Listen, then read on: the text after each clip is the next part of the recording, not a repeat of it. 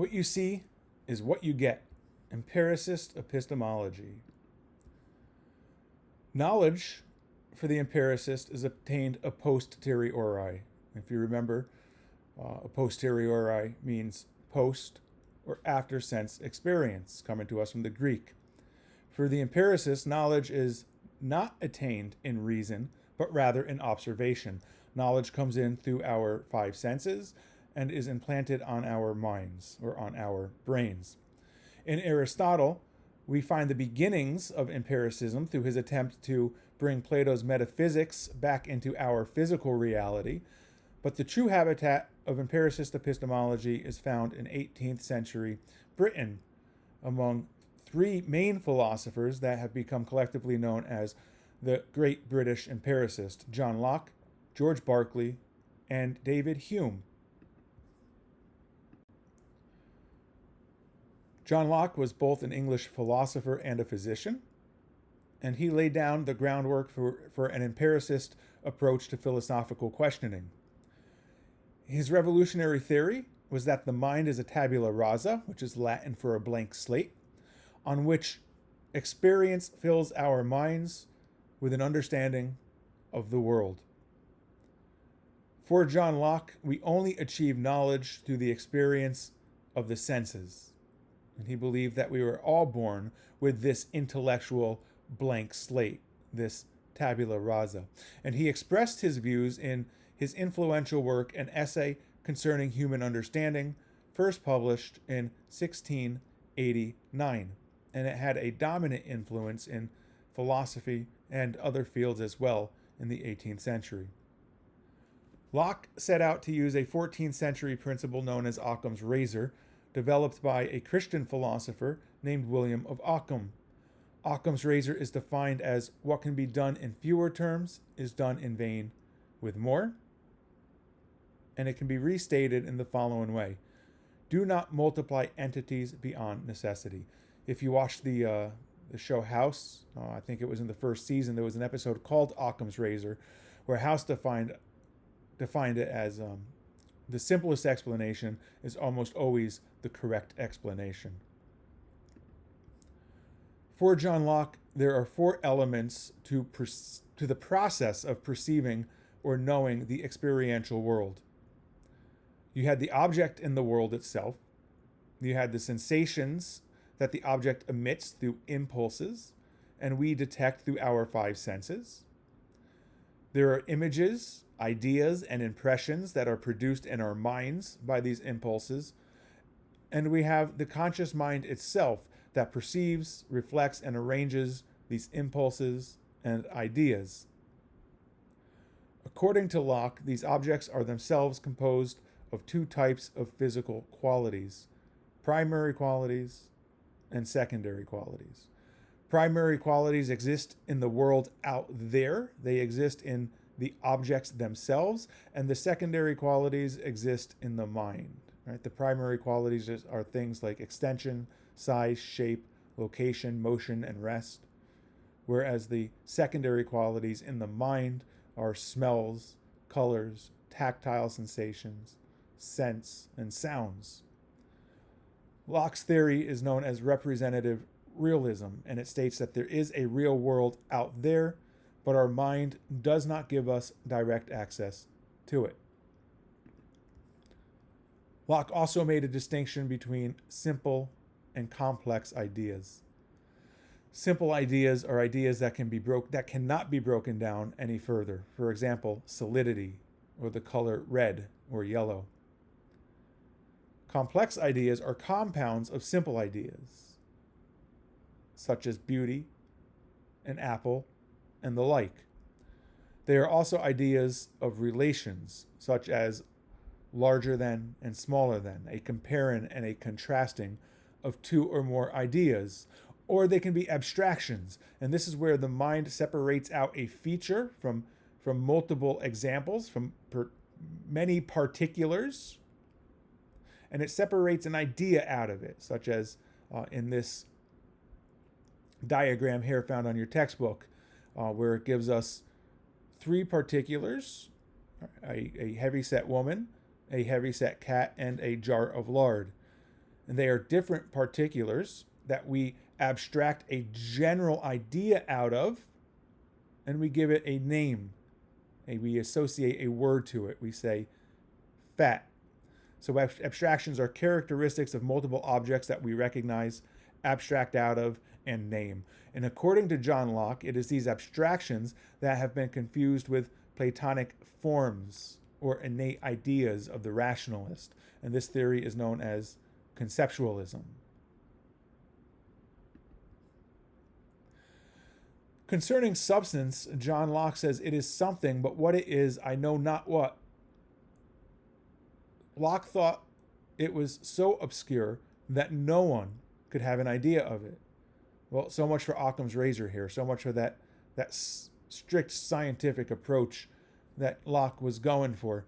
This is a massive problem in Locke's philosophy because substance was an essential metaphysical concept in René Descartes, and it became, in part, one of the reasons why he declared that the mind has innate ideas. Descartes gives, in his Meditations on First Philosophy, an example of a piece of wax where he's holding it, and it's a solid object. It's a dark object that he cannot see through.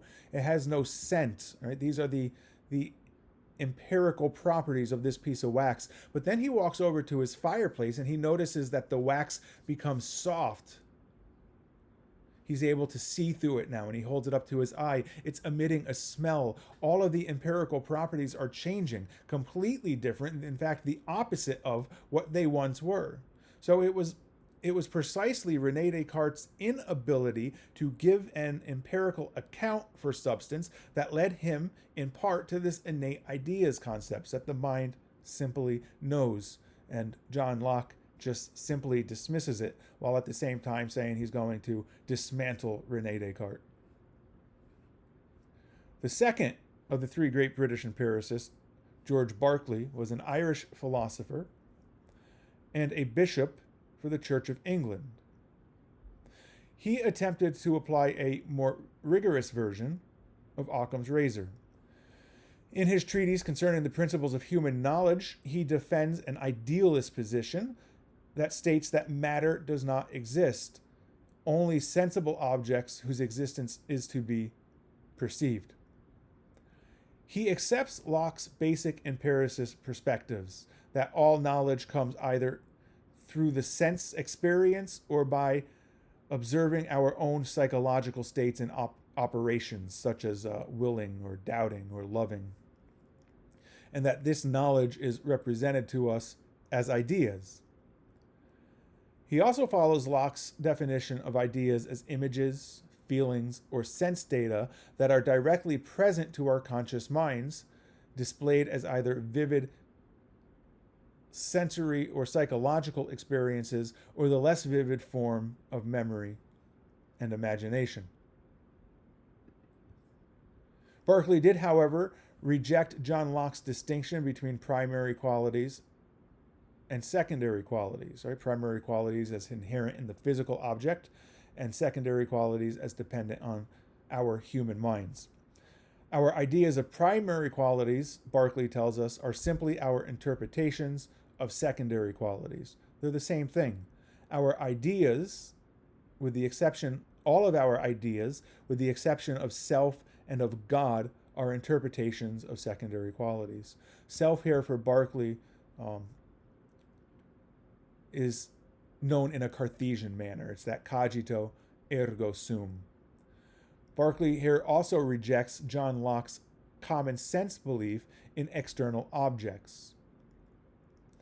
His underlying principle, esse est percipi, which is Latin for to be is to be perceived, is the cornerstone of Berkeley's epistemology, which has become known as subjective idealism, which is the most radical form of idealism, and it is the belief that only ideas and conscious minds have an actual existence. Berkeley wanted to start with certainty, like René Descartes, in what early philosophers called the ideas of secondary qualities. In Berkeley, this is simply called ideas or sensations. The textbook calls it sense data, so that is what we will call it. In Berkeley, this sense data comes from God. How can God exist, though, if to be is to be perceived? Right? We can't perceive God. Berkeley tries to resolve this issue by saying that God is a notion rather than an idea. He has the same concept of self. Very few others accept this theory found in George Berkeley. So it's a very radical theory.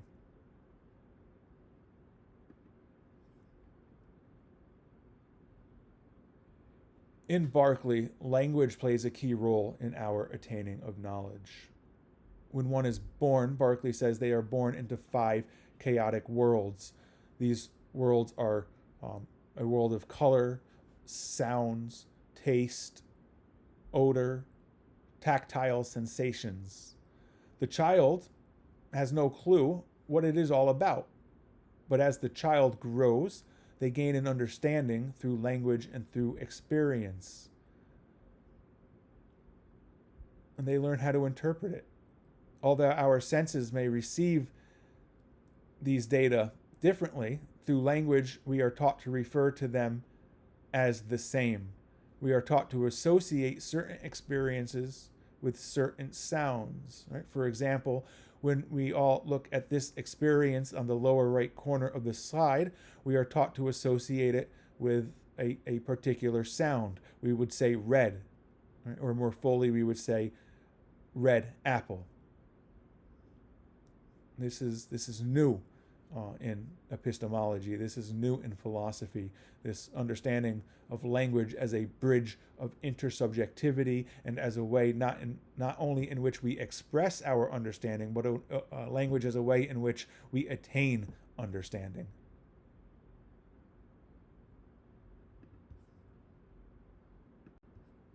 The third of the 3 great British empiricists was a Scottish philosopher named David Hume. He was a librarian at the University of Edinburgh in Scotland. And he came up with many of his best ideas by the age of 19. He was never offered a professorial chair, which he had hoped for. His main text concerning epistemology is an inquiry concerning human understanding, first published in 1748. Hume was profoundly skeptical, perhaps the most skeptical person of the 18th century, and one of the most skeptical people of all time, perhaps. He took René Descartes' skepticism, his methodological and his radical doubt, and he applied it to the Empiricist project. So for David Hume, usually when we hear of skeptics, we think of people who are skeptical of things like religion. But Hume was not only skeptical of religion, he was skeptical of scientific knowledge. And he said that scientific knowledge is based on the flawed belief in the principle of universal causation and in induction. And he believed that these principles do not have evidence that support them. The principle of universal causation contends that every event has a cause or causes, right, that can be discovered through observation or through systematic investigation. And the principle of induction contends that we can make justifiable inferences and predictions about future events using our understanding of these causal relations. David Hume goes on to tell us that there are only 2 types of propositions that contain truth: relations of ideas and matters of fact. Relations of ideas become known as analytic propositions in Immanuel Kant, and they have the following characteristics. Their negation leads to a self-contradiction. Right? They are a priori, they're known prior to sense experience. They are true by definition. They are necessarily true, and they are tautologies. Right? A tautology is a statement that is circular. What is said in the premise is repeated in the conclusion, such as the statement, all triangles have 3 angles.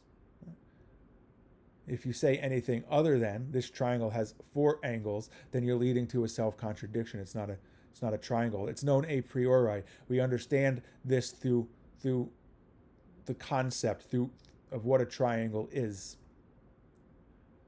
making it necessarily true. All triangles, in order to be a triangle, has to have 3 angles. And it's a tautology. What you're saying in the premise, all triangles, you're also repeating in the conclusion, have 3 angles. Relations of ideas only tell you about themselves. They don't tell you anything about the world. And then he has matters of facts, right? These are what Immanuel Kant will call synthetic propositions, and they are derived from the senses. Mark is wearing blue glasses. How do you know this? Yeah, you can look at my glasses and you see that they have blue frames. The object in the world corresponds to the idea in the mind. While this also gives you truth, it tells you something about the world, it's not really anything important. So matters of facts aren't necessarily, aren't facts of importance, right? It's not important truths. All other statements, David Hume says, are nonsense. For the philosophers that came before him, it was God that ultimately held everything together. That center, right, that the textbook talks about. David Hume says the very statement God exists is a nonsense statement. It is not a relations of ideas. Right? It doesn't lead to self-contradiction to say God does not exist, nor is it a matter of fact. You can't point to God. David Hume was a very skeptical individual, and we will see more of him as this semester moves on. The logical positivists were scientific-minded philosophers who formulated at the University of Vienna in Austria in the 1920s, where Professor Moritz Schlick convened a small group of philosophers who called themselves the Vienna Circle. They agreed with David Hume that math and logic were tautological, and most of their work dealt with logically analyzing the propositions of science and so-called common sense.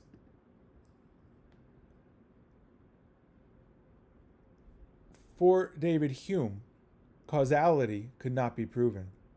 Causality for Hume is a relationship between 2 ideas or impressions in the mind. They are subjective and therefore cannot be mistaken.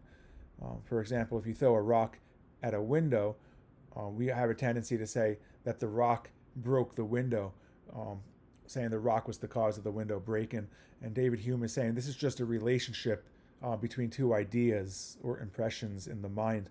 What we're actually seeing is the rock first hitting the window and then the window breaking. We're not actually seeing the cause. So there's really no logical sense to claim that cause actually exists outside of being this idea.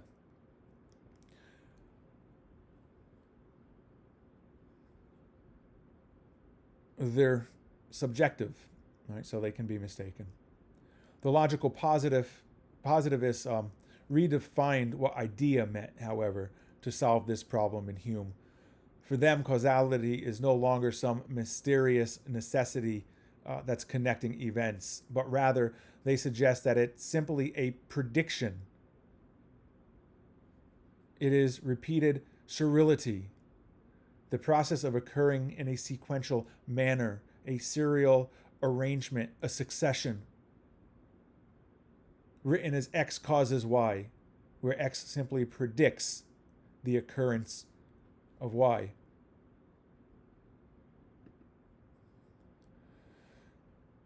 John Locke could not define substance. Remember, he said that it is something, but what it is, I do not know. The logical positivists said that substance is a prediction of sense data. For logical positivists, a declarative statement can be analyzed by by translating it into an if-then statement where the if clause contains an action and the then clause contains a prediction. For example, if you walk into the classroom, then you will see a table. If then. If you do this, then that. If you walk into the classroom, then you will see the table. As John Stuart would say, John Stuart Mill would say, a table, and indeed all substance, is a permanent possibility of sensation.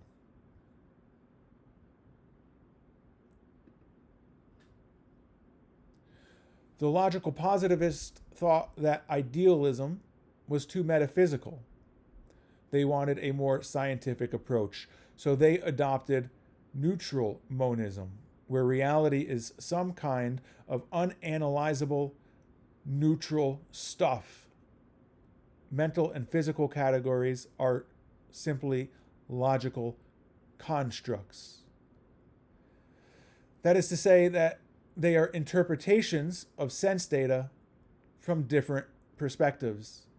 The physical or mental can be categorized in terms of concepts such as dimensionality, size, shape, location, so on and so forth. And what we call mental escapes those categories.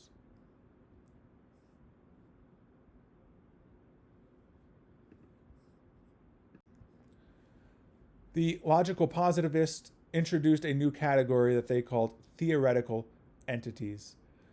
These entities, such as atoms and electrons, do not have an esse that is percipi, right? They are not sense data, nor do they have logical constructs that are composed of sense data. They are solely entities in theories in order to be able to more precisely predict sense data.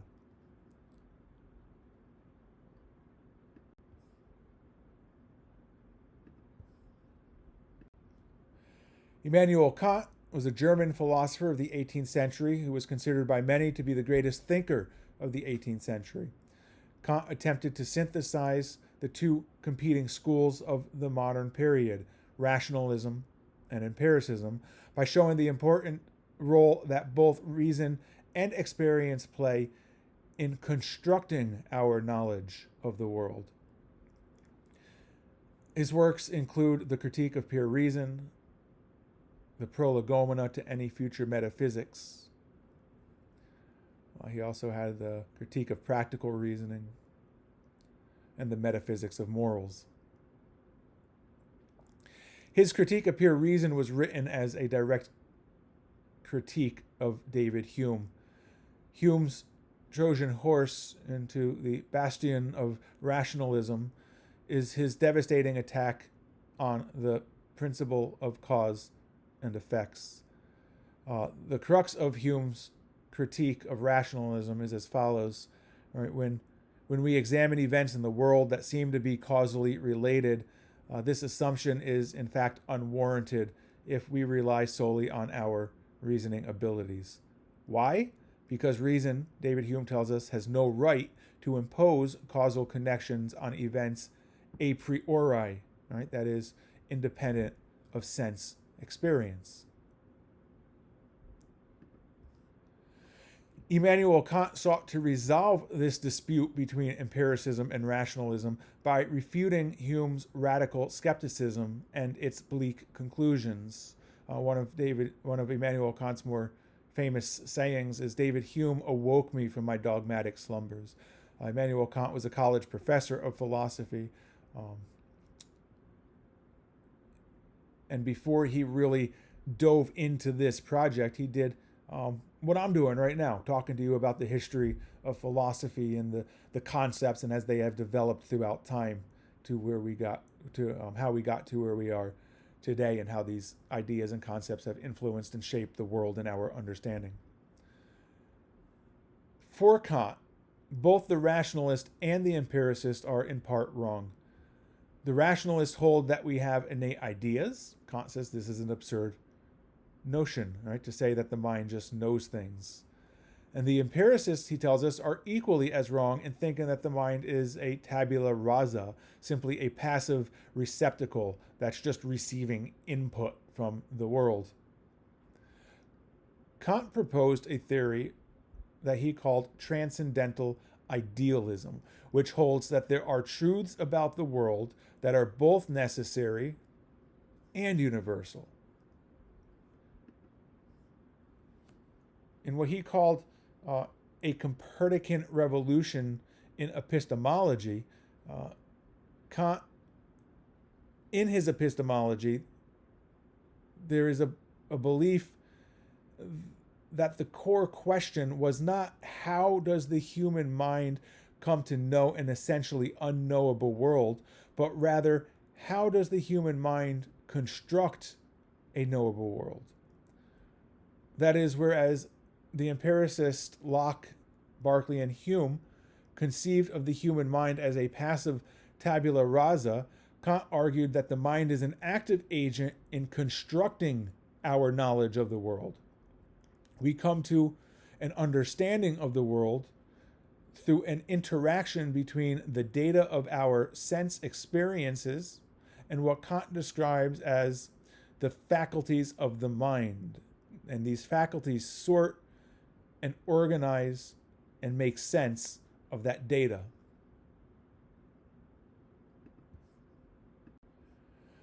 The problem with the philosophers that came before Kant was that they were trying to know an essentially unknowable world that's out there somewhere. Kant tells us that what is out there is only uninterrupted data that our mind filters through its innate structure and weaves together a familiar fabric to make sense to us. Unlike the innate ideas of the rationalist, Kant proposes that the mind has an innate structure, which he calls categories of understanding. Along with this, he proposed that the mind also has a spatial, temporal, perceptual gridwork. According to empiricists, we cannot perceive space or time. They have no sense data. So how is perception possible? How are we able to utter true sentences? Right? Those are the questions that arise from this. Kant tells us that space and time are synthetic a priori foundations of the faculty of the facility, of perception. For example, the a posteriori statement, the cat is on the mat, right? The image is the upper right of this slide. It presupposes the understanding that objects exist in space and time. You cannot say the cat is on the mat if you don't already have an understanding that objects exist in space and time. The latter, objects exist in space and time, is neither analytic nor is it a posteriori. So Kant claims that it must be synthetic. This spatial temporal gridwork and the categories of understanding, Kant says, are synthetic a priori truths that both the empiricist and the rationalist missed due to looking out there for the world. Kant called his method of analysis transcendental deduction. Here we have Kant's 12 categories of understanding. These ideas are brought by the mind and imposed on the raw sense data out there to make sense of it.